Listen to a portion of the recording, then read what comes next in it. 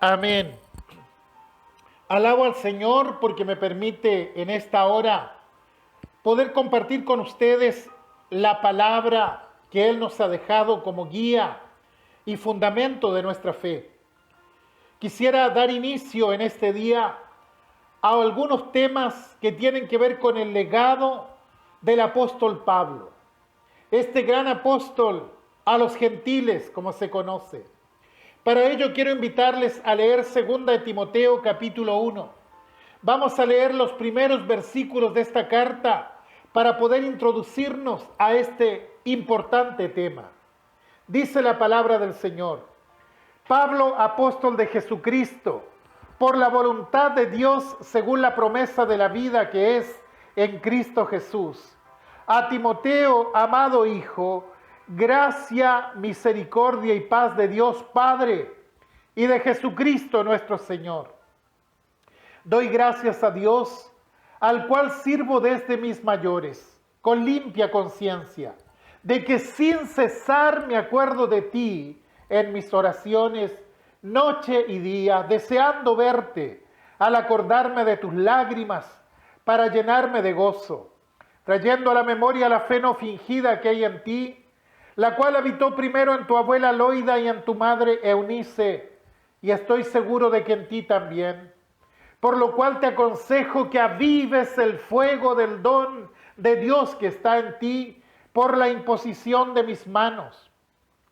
Porque no nos ha dado Dios espíritu de cobardía, sino de poder, de amor y de dominio propio. Por tanto, no te avergüences de dar testimonio de nuestro Señor ni de mí, preso suyo, sino participa de las aflicciones por el Evangelio según el poder de Dios, quien nos salvó y llamó con llamamiento santo, no conforme a nuestras obras, sino según el propósito suyo y la gracia que nos fue dada en Cristo Jesús antes de los tiempos de los siglos, pero que ahora ha sido manifestada por la aparición de nuestro Salvador Jesucristo, el cual quitó la muerte y sacó a luz la vida y la inmortalidad por el Evangelio, del cual yo fui constituido predicador, apóstol y maestro de los gentiles, por lo cual asimismo padezco esto, pero no me avergüenzo porque yo sé a quién he creído y estoy seguro de que es poderoso para guardar mi depósito para aquel día. Retén la forma de las sanas palabras que de mí oíste, en la fe y amor que es en Cristo Jesús. Guarda el buen depósito por el Espíritu Santo que mora en nosotros. Ya sabes esto, que me abandonaron todos los que están en Asia, de los cuales son Figelo y Hermógenes. Tenga, Señor, misericordia de la casa de Onesíforo, porque muchas veces me confortó y no se avergonzó de mis cadenas, sino que cuando estuvo en Roma me buscó solícitamente y me halló. Concédale al Señor que haya misericordia cerca del Señor en aquel día, y cuánto nos ayudó en Éfeso, tú lo sabes mejor. Hasta ahí doy lectura a la palabra de Dios. Segunda carta de Pablo a Timoteo, la última carta del apóstol. La escribe estando preso por causa del Evangelio.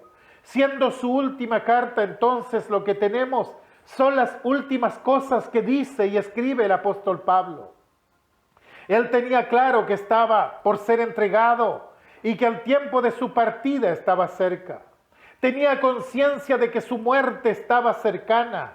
Estaba preso en Roma, probablemente en una cárcel que está a la entrada misma del pueblo romano, conocida como la cárcel mamertina.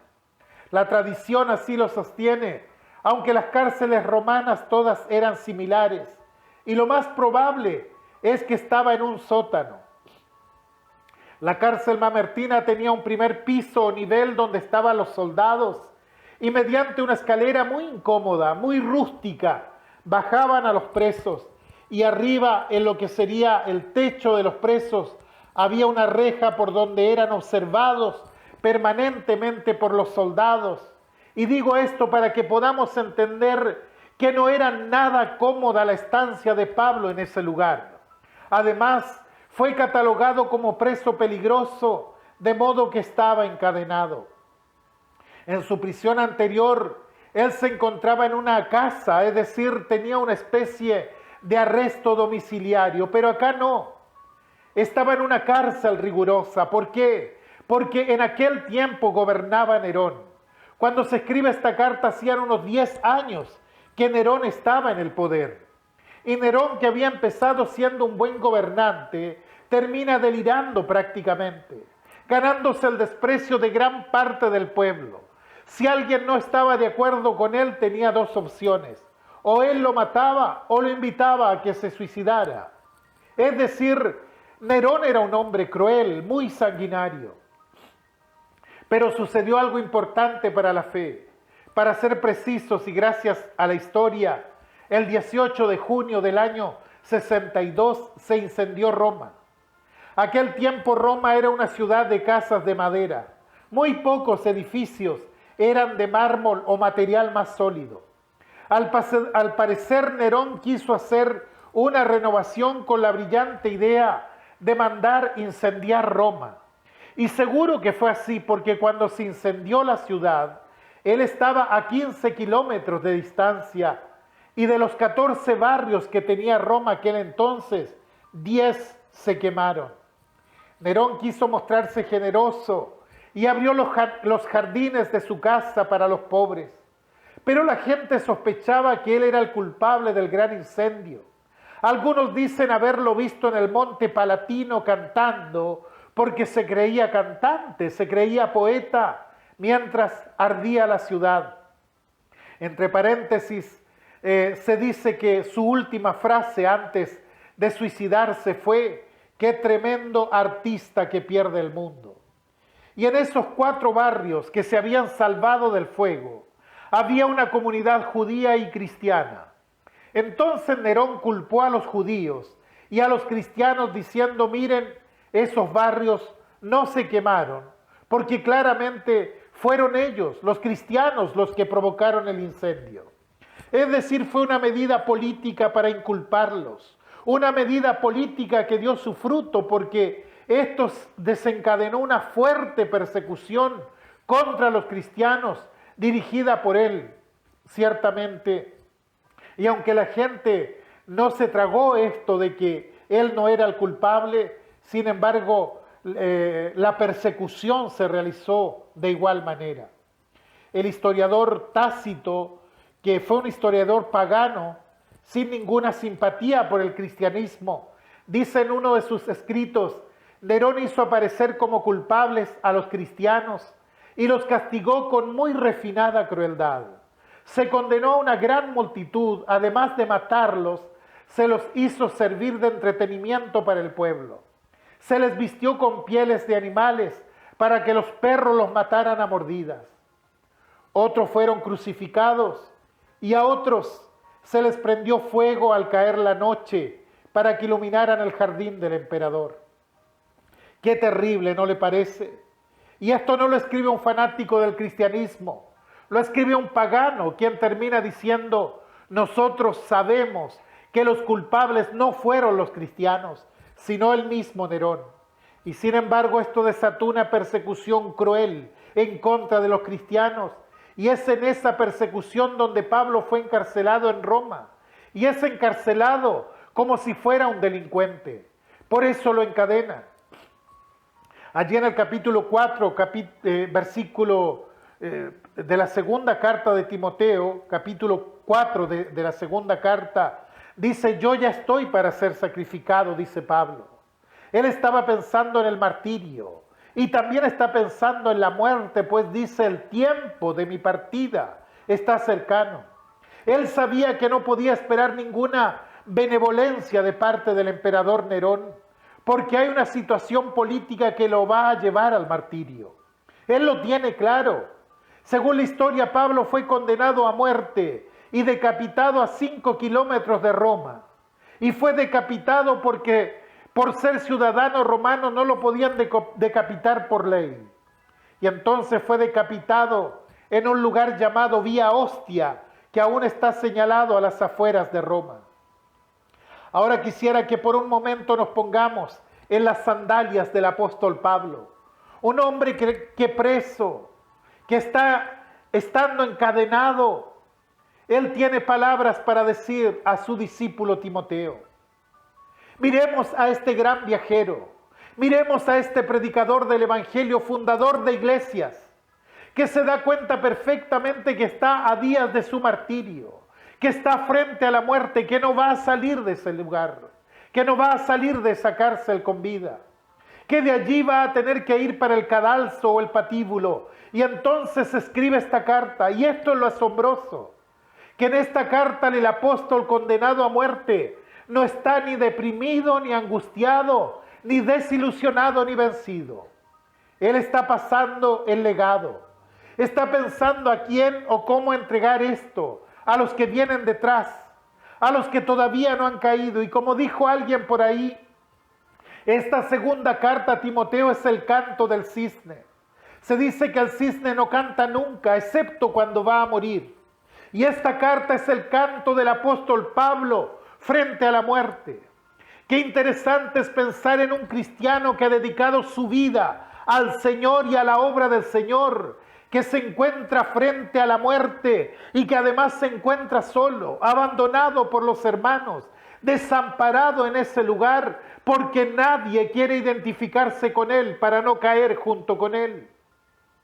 Es interesante ver la fuerza de la fe y la confianza que él tiene y la visión de que él puede estar preso, pero el reino de Dios va a triunfar de cualquier manera, que no depende de la persona sino del poder de Dios. Ahora, por supuesto que la persecución ha hecho efecto dentro de la iglesia. El mismo Pablo en su carta habla de los efectos que ha traído la persecución hacia los cristianos.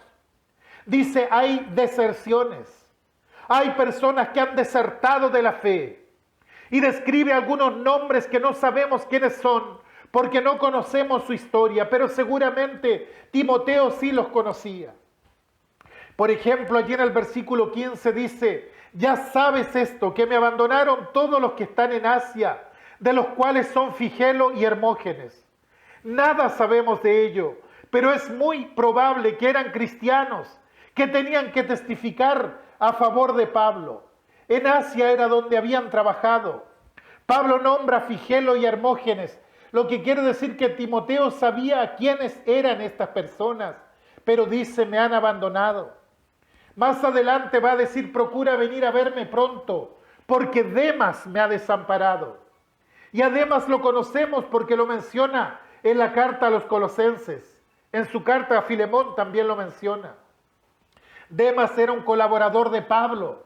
Y dice de él, Demas se ha ido a Tesalónica amando a este mundo. Es decir, los colaboradores no estaban allí. Cuando habla de su defensa, dice, en mi primera defensa, ninguno estuvo a mi lado. Mi tema principal en esta ocasión no es la ingratitud, pero cuando leo esta carta tiemblo al pensar en la ingratitud en la que cae muchas veces el pueblo de Dios. Imagínense, miles habían sido alcanzados por la palabra de Cristo por medio del apóstol.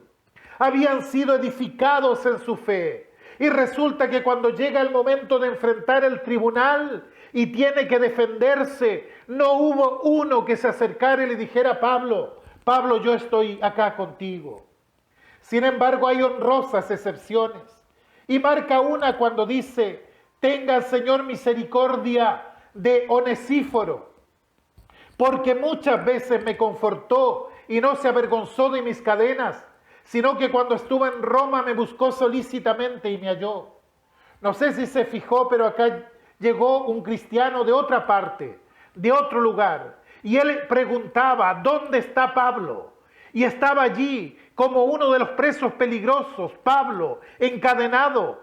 Pero dice que cuando lo encontró, lo confortó, reconfortó su alma, estuvo allí con él. Es decir, siempre había alguien que estaba allí para fortalecerlo. Y en medio de todo esto envió una carta a Timoteo. Pablo conocía a Timoteo, lo conoció cuando aún era un jovencito allí en Listra durante su primer viaje. Y lo llama hijo en la fe, porque seguramente Timoteo se convirtió mediante el mensaje de Pablo. Cuando Pablo vuelve en su segundo viaje, se encuentra nuevamente con Timoteo. Lo encuentra ya como un muchacho de testimonio firme. La iglesia de Listra hablaba bien de él y también toda la ciudad, incluso Iconio, que era una ciudad vecina, también daba buen testimonio acerca de Timoteo. Y entonces, en su segundo viaje misionero, Timoteo acompaña a Pablo en gran parte de ese recorrido. Y en todo el tercer viaje misionero también. Quiere decir que él lo conocía muy bien. Lo estuvo formando durante ese tiempo. Era el hombre de confianza de Pablo. Cuando Pablo escribe a los tesalonicenses, dice, como no podía soportar más el no saber qué pasaba en Tesalónica, acordamos quedarnos solos en Atenas y enviamos a Timoteo, nuestro hermano y servidor. Cuando escribe a Corinto dice, por eso mismo os he enviado a Timoteo, el cual os recordará mi proceder. Es decir, cuando Pablo no podía ir a tal lugar, sabía que en Timoteo había un hombre fiel a quien enviar. Y a ese hombre fiel que lo acompañó, que había quedado firme allí en la fe, él le escribe esta carta y le habla acerca del trabajo y le habla acerca del servicio. Y yo quisiera detenerme en algunas cosas aquí del capítulo 1 que considero son importantes. ¿Cómo permanecer fiel en el servicio al Señor en tiempos de adversidad? ¿Se ha preguntado ustedes eso? Usted se puede conectar hoy libremente a los cultos y estar allí viendo a sus hermanos y escuchando la palabra. Usted puede publicar reflexiones bíblicas en su muro virtual. Usted puede juntarse con otros hermanos y a menos que excede el aforo, nadie le está observando, nadie le está persiguiendo. Usted puede andar con la Biblia a la vista y repartir volantes cristianos. Usted no tiene ningún problema con eso. Y a veces porque nos va bien a nosotros, pensamos que en todas partes es así. Y por supuesto que no. Hay lugares del mundo donde los cristianos son fuertemente perseguidos, sufren y lloran a sus mártires, y no muy lejos de aquí. América también ha sido teñida de sangre de cristianos que predicaron durante la guerrilla en Colombia o los ataques del Sendero Luminoso en Perú, donde cristianos eran ejecutados en la puerta de las iglesias. Y por eso hago la pregunta, ¿cómo mantenerse firme en ese momento? ¿Quiénes son los que se mantienen firmes en ese momento? En primer lugar, la carta señala que Timoteo, que es uno de los que se mantiene firme, o Pablo, que se mantiene firme, ellos están firmes porque están practicando una fe auténtica, una fe verdadera. Y ponga atención en esto. Lo único que puede mantenernos firmes en tiempos de adversidad es una fe genuina, auténtica, no una fe superficial. Timoteo había nacido en una casa dividida en cuanto a la fe. Tenía un padre griego, una madre judía. Sin embargo, la madre, Eunice, de alguna forma había influenciado en él y la abuela Loida, que se la menciona aquí, le transmitieron a él la fe. Y Pablo reflexiona sobre esto y recuerda esto en los primeros versículos. Allí en el verso 5 dice, trayendo a la memoria la fe no fingida que hay en ti, la cual habitó primero en tu abuela Loida y en tu madre Eunice, y estoy seguro de que en ti también. Ahora la fe no se transmite. Usted no puede convertirse por su hijo o en el lugar de su hijo. La fe es algo personal, es una experiencia personal, pero la práctica de la fe, la forma de encarar la fe, eso sí se transmite. Acá había mujeres que tenían una fe genuina, no una fe de domingo solamente. No una fe para la vista de los hermanos solamente, sino una fe genuina que la vivían todos los días y en todo lugar. Miro la realidad del cristianismo en este tiempo y veo cómo la fe cristiana ha caído en descrédito. Porque muchas veces la fe no se practica, como dice aquí, sin fingimiento, sino que se transforma en una máscara que no habla de lo genuino, de la vida permanente, de la práctica constante. Cuando nos congregamos todos somos santos, pero puede ocurrir que esa fe dominical no sea tal los otros días de la semana, o que esa fe pública no sea tal en privado, pero la fe debe ser una práctica constante, todos los días, cada momento. Alguna vez escuché a alguien decir, yo doy testimonio de la fe de mi padre o de la fe de mi abuelo porque la vivía todo el tiempo. Recuerdo verle o escuchar sus oraciones de temprano por la mañana. Un hombre correcto, incapaz de defraudar a nadie, que llegado la hora del culto tomaba su Biblia, tomaba su familia e iban todos a la iglesia. ¿De cuántos se podría decir lo mismo? Muy por el contrario, he visto hijos que se rebelan contra de la fe, viendo la dualidad de sus padres, que tienen una cara dentro de la iglesia y otra distinta afuera. Pero acá en este pasaje que estamos viendo, tenemos hombres que están viviendo una fe no fingida. La fe de Timoteo no era una fe, la fe de Timoteo, la fe de Pablo era una fe genuina, una fe auténtica. La fe de Timoteo era una fe que realmente la vivía a cada momento, como la fe de Eunice, como la fe de su abuela Loida. Una fe que se mantiene firme frente a la adversidad, que no la derriban los peligros, que no la derriba ni aún la persecución de Nerón, porque es una fe auténtica, firmemente arraigada. Piense por un momento en la situación que se encuentra Timoteo. Ve que el apóstol Pablo, su padre espiritual, está preso y pronto a ser ejecutado, y él lo sabe. Por otro lado, mira a sus compañeros y tiene a Demas que ha claudicado, a Figelo y Hermógenes que lo han dejado, y ve una gran deserción, pero él está firme en la fe. Su fe es genuina, es verdadera. Es una fe profunda que no está puesta en cosas superficiales, no está puesta en las circunstancias, no está puesta en los hombres. Y hay que tener cuidado, estimados hermanos, con la fe que se pone en las circunstancias o la fe que se pone en los hombres. Porque si uno pone la fe en los hombres, se cae el hombre y se cae la fe. Si uno pone la fe en las circunstancias, cuando las circunstancias adversas se cayó la fe. El asunto acá es tener una fe no fingida, una fe que cuando llegue el temporal, llegue el problema, aún así debamos enfrentar la muerte por causa de esa fe, que podamos decir como Pablo, pero yo sé a quién he creído. Yo sé quién es el que me sostiene en momentos como estos y mantenerse firme, fiel, constante. No me sostiene la circunstancia, no me sostiene el compañero de lucha o de trabajo, aunque se caigan 10 a la diestra mía, ni enfermedad, ni pérdida, nada me va a hacer desertar de la fe. ¿Por qué? Porque yo sé a quién he creído. Este capítulo destila la fe de dos hombres. Podemos decir de tres si incluimos a Onesíforo, pero de dos hombres poderosos en fe, que están enfrentando dificultades, pero que tienen una fe auténtica. Cuando Pablo habla de su fe, dice, yo sirvo a Dios con limpia conciencia. ¿Qué es la conciencia?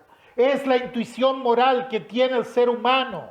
Es la ciencia que nos acompaña, que viene con nosotros. Yo no sé si usted ha leído o ha visto la película de Pinocho. Bueno, Pinocho tiene un grillo pequeñito que le habla permanentemente y le dice cuando está mal.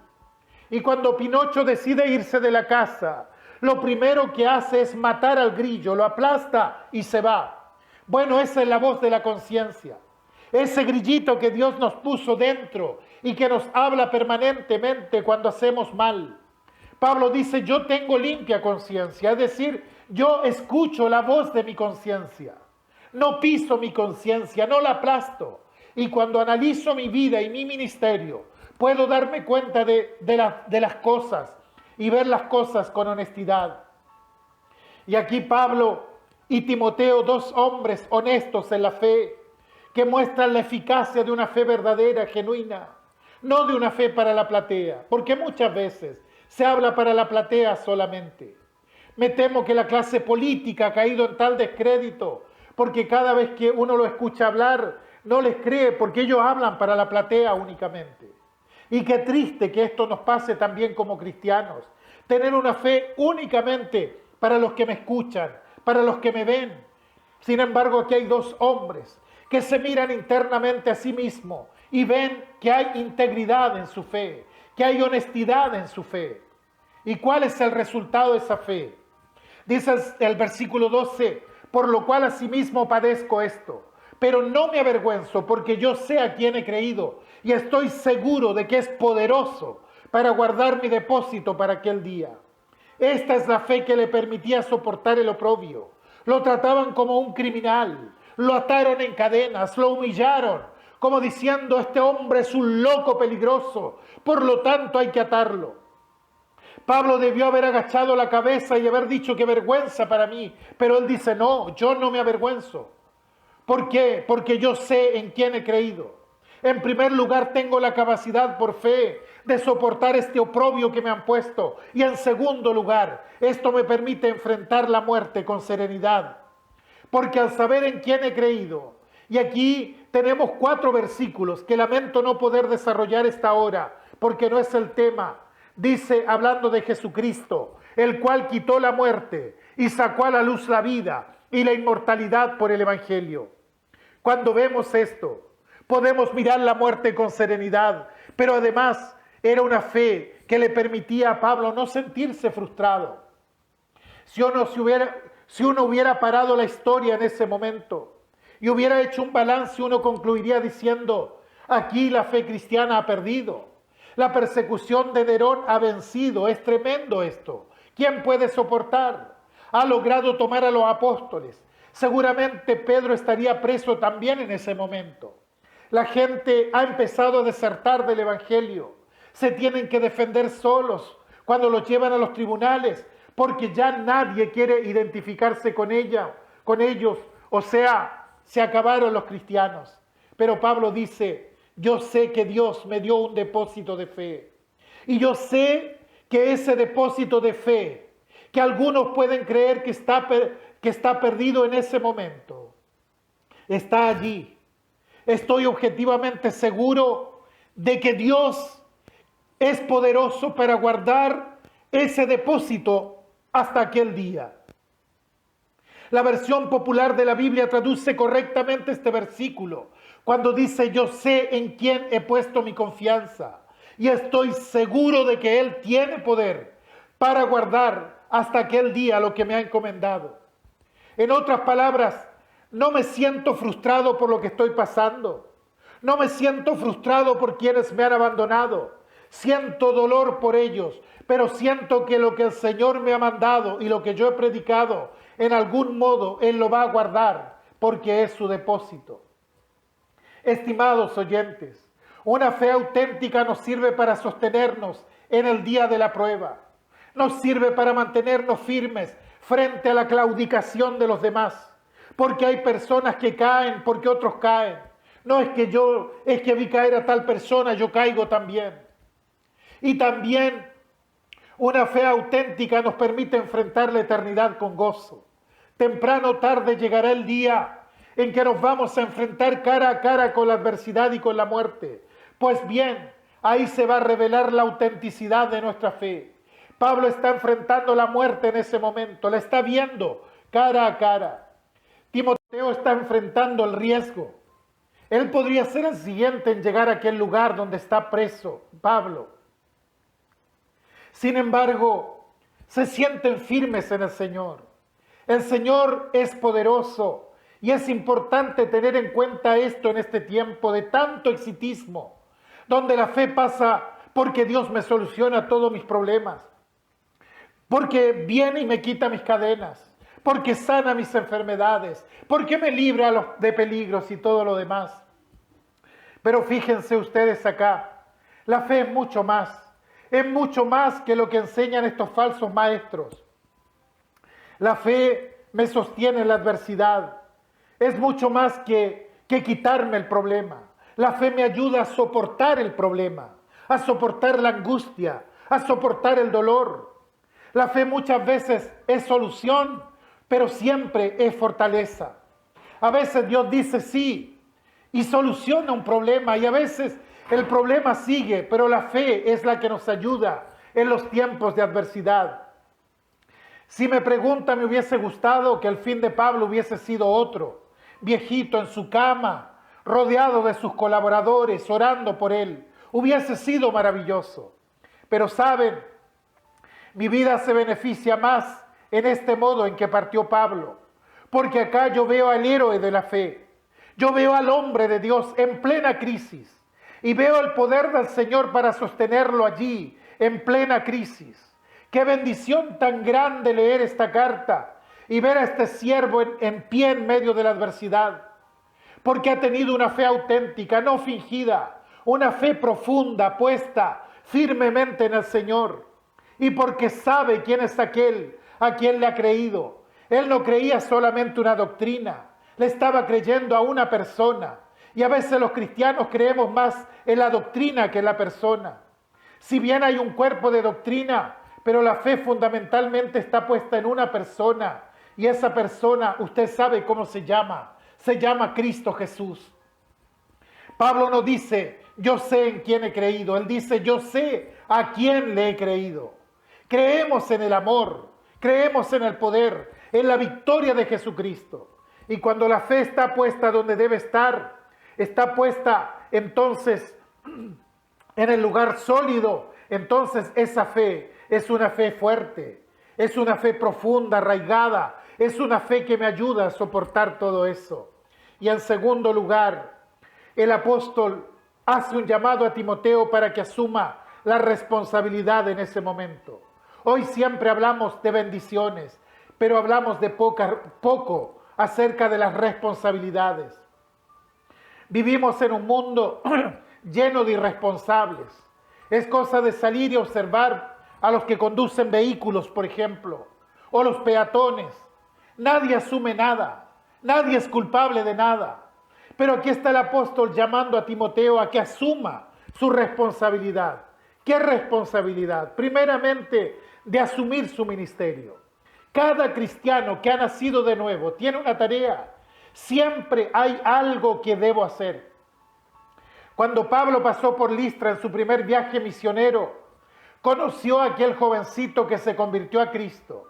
Y en su segundo viaje se vuelve a encontrar con él y toda la iglesia daba buen testimonio de él, incluso las iglesias vecinas. Y tanto él como los ancianos concluyen que este es un hombre apto para el ministerio. Entonces lo llaman, se reúne la iglesia, oran por él. El apóstol le impone las manos y reconocen en él a un ministro de Dios y lo encomiendan a una obra ministerial. Es decir, todos veían un don en él, todos estaban de acuerdo de que era la persona idónea para esa tarea.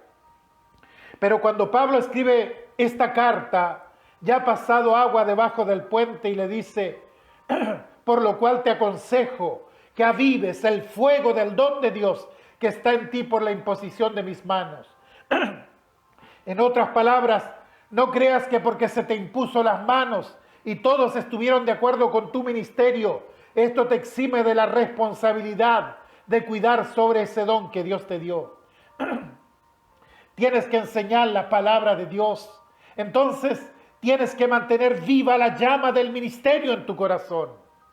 Hermano, yo no sé cuál es tu responsabilidad dentro de la iglesia. Si eres pastor, si eres diácono, si eres visitador, si eres evangelista, si eres maestro, si eres consejero de jóvenes, si estás en la tarea de la música, si estás encabezando algún área específica, no lo sé. Pero debes tener cuidado porque el trabajo en el Señor no puede ser por costumbre, no puede ser algo rutinario, no tiene que ser algo seco, solo por cumplir. Por cuanto Dios te ha permitido trabajar en su obra, deja que el fuego de Dios se encienda en tu corazón. El trabajo en el Señor no es igual que el trabajo en el mundo. En el mundo, la motivación para trabajar regularmente tiene que ver con algún beneficio económico y muchas veces no se hace de buena gana. Y hay ocasiones en que se saca la vuelta a veces para no cumplir debidamente. Estoy pensando en aquellos que aún no conocen a Cristo, pero en el Señor es distinto. Tiene que haber una motivación espiritual, tiene que demostrarse la excelencia de la gratitud y la obediencia a Cristo en todo lo que hacemos. Hay que mantener vivo el fuego del Espíritu para corresponder a la tarea que me ha sido designada. Hay quienes sirven al Señor por oficio, porque lo saben hacer, por rutina, por costumbre, por inercia, porque ya tiene la práctica. Pero nuestro motor debe ser el fuego espiritual dentro de nuestro corazón, porque el corazón debe estar encendido todos los días para el Señor. Y esta será una lucha, porque todos los días el enemigo vendrá y te tirará un balde de agua para apagar el fuego de tu corazón. Y allí tendremos que soplar para que el fuego no se apague. Y esto debe ocurrir todos los días. Hay adversidad, hay problemas, hay una incomprensión, hay desaliento y de uno u otro modo debemos cuidar el fuego para que no se acabe. No hay nada más terrible que servir por rutina comiendo limón. Ya saben ustedes cómo se ponen los que comen limón, ¿verdad? Saben, en tal situación es mejor que no sirva. Al Señor se le debe servir con alegría y disposición de espíritu. Pablo no le dice a Timoteo, vuelve a encender el fuego porque se te apagó. Él utiliza una palabra que se usa por única vez en el Nuevo Testamento, en el original griego, que es mantén el fuego encendido. Los que tienen estufa leña en sus casas comprenden a qué se refiere esto de avivar el fuego para que no se apague. ¿Por qué es necesario mantener el fuego encendido? Porque si mantienes el fuego encendido, nada te podrá cobardar. ¿Por qué? Porque no nos ha dado Dios espíritu de cobardía. Porque si el fuego del Espíritu está encendido en nosotros, nuestro ministerio va a ser potente. Porque dice Pablo, Dios no nos ha dado espíritu de cobardía, sino de poder. Y porque si mantengo el fuego del Espíritu activo en mi vida, voy a servir edificando a los demás. Porque dice que Dios no nos ha dado espíritu de cobardía, sino de poder y de amor. Y si yo mantengo el fuego del Espíritu Santo en mi vida, si tengo equilibrio en mi vida, ¿por qué? Porque la Biblia dice que el espíritu que Dios nos ha dado no es ni espíritu de cobardía, sino que es un espíritu de poder, es de amor, pero también es un espíritu de dominio propio. Quiere decir que donde está el Espíritu de Dios, yo tengo contención sobre mi vida. Puedo ponerle límites a mi propia vida. Voy a tener conciencia de mi propia vida. Hay quienes dicen que son tocados por el Espíritu Santo y se vuelven inconscientes de sus actos y de sus palabras. Perdónenme, pero tengo mi reserva al respecto. Yo creo que donde está el Espíritu de Dios hay dominio propio. Entonces Pablo le recuerda a Timoteo la primera responsabilidad. ¿Cuál es? Mantener activo el fuego del Espíritu en su vida. La segunda responsabilidad, guardar el buen depósito. Retén la forma de las sanas palabras que de mí oíste en la fe y amor que es en Cristo. Guarda el buen depósito por el Espíritu Santo que mora en nosotros. Cuando nosotros nos convertimos a Cristo, no solamente recibimos al Señor, sino que también recibimos la enseñanza del Señor. Y la gran comisión dice, hagan discípulos a todas las naciones, bautizándoles y enseñándoles todas las cosas que os he mandado. Es decir, hay un depósito que es la enseñanza de Cristo, que el Señor manda que lo transmitamos a los demás. Entonces Timoteo debía mantener el fuego de su corazón para que no se apague. Pero cuidado, porque cuando arde el fuego solo, uno se puede transformar en una fogata sin sentido. ¿Qué pasa cuando un fuego no tiene vigilancia o no tiene dirección? Incendia todas las cosas. Por tanto, hay que mantener el fuego ardiendo, pero hay que guardar el buen depósito que es la enseñanza de Jesucristo. ¿Guardarlo de qué? De las herejías, de los falsos maestros, de tantas cosas que atacan la enseñanza de Cristo. Timoteo tenía que aprender que la fe no era lo que él sentía, ni lo que le parecía, ni lo que creía. Que la fe tiene que ver con un depósito de Dios que debía guardar celosamente. La fe no es lo que yo siento. La fe no es mi propia percepción de las cosas, tampoco en las creencias que tengo. La fe es la enseñanza que Cristo nos dejó para que anduviésemos en ellas. Y si alguien se considera ministro de Jesucristo, sepa que no debe enseñar más que lo que el Señor enseñó. Y no debe añadir ni una sola palabra propia a lo que el Señor enseñó, porque esta es la manera de guardar el buen depósito de la fe. Podemos dar consejos y buenos consejos a partir de nuestra propia percepción de las cosas. Pero una cosa es un consejo dado por nosotros y otra cosa muy diferente es qué dice la palabra de Dios. No confundamos las cosas. Nuestros deseos, por muy buenos y nobles que sean, no podemos arrogar la autoridad de Dios a menos que esté respaldado por su palabra. No es simplemente decir Dios dijo o Dios me dice.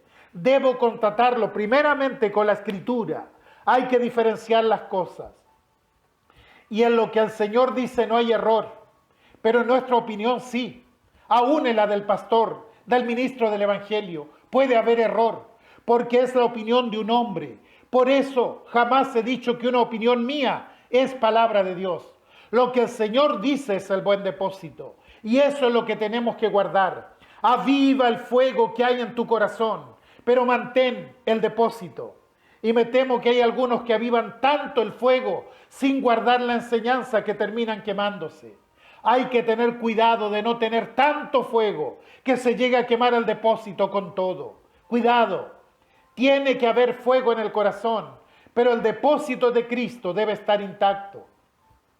Y en tercer lugar y último lugar, este capítulo nos habla de la osadía, de la audacia de vivir por la fe con osadía. Hermanos, la responsabilidad del cristiano no es solo vivir la fe, sino vivir la fe osadamente. Cuando los judíos escuchaban a Pablo hablar de Cristo, decían, es una vergüenza lo que está diciendo este, y pensar que fue enseñado a los pies del gran sabio Gamaliel. Los griegos que escuchaban a Pablo, gente culta, decían, ¿cómo es posible que este, que fue formado en la gran universidad de Tarso de Cilicia, pueda estar predicando semejante barbaridad? Y Pablo escribe y dice, no me avergüenzo del Evangelio, porque es poder de Dios para salvación. Es decir, él tenía la osadía de la fe.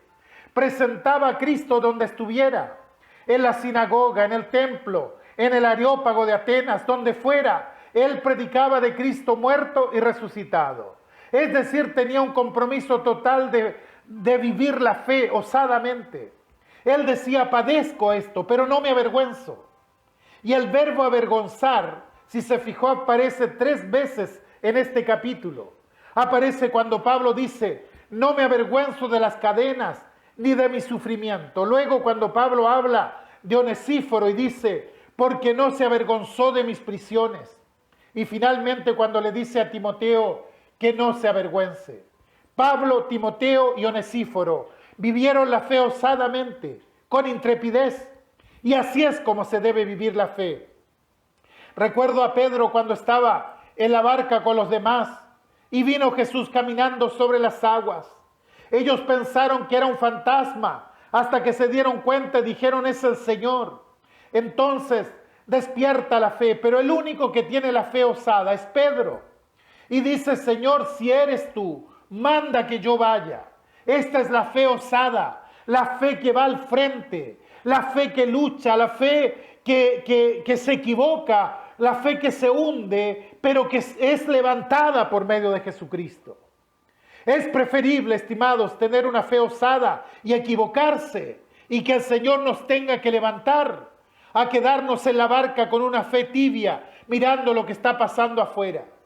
La fe osada es ir adelante siempre, es llevar el mensaje de Cristo a donde sea necesario, es ser testigo en cualquier lugar, es avanzar, es no avergonzarse. Es una fe que se extiende más allá de los límites de la propia naturaleza humana, porque está dinamizada por el poder del Espíritu Santo. ¿Saben? Anhelo que Dios encienda tu corazón en este día con el fuego que viene de arriba. Que haya un genuino deseo en tu vida de conservar el buen depósito, la doctrina de Cristo tal cual la recibiste. No con agregado ni cosas raras como vemos en estos tiempos. No, la doctrina de Jesucristo, la que sana realmente el corazón de la persona. Pero sobre todo que este fuego y esta doctrina la vivamos realmente con osadía. Que el fuego de Dios nos tome y nos impulse hacia adelante. Avanzar y llegar, como dice esa canción, el sueño imposible del hombre de la Mancha. Llegar donde nadie llegó, soñar lo que nadie soñó, que el Señor pueda ver en nosotros, que nuestra fe tiene la osadía que viene de arriba. Pablo y Timoteo estaban atravesando duras pruebas, pero su fe era osada. El hombre que escribe desde la cárcel iba a morir y él lo sabía. Entonces pasa el legado al joven pastor que estaba en Éfeso. Porque yo paso, pero el reino de Dios continúa. Y aquel que recibe la carta va a ir a la boca del lobo para acercarse a Pablo y poder recibir el legado. ¡Qué tremendo! Aquí hay dos hombres que viven la fe osadamente, con audacia, con intrepidez. Nada los asustaba. El fuego de Dios estaba en sus corazones.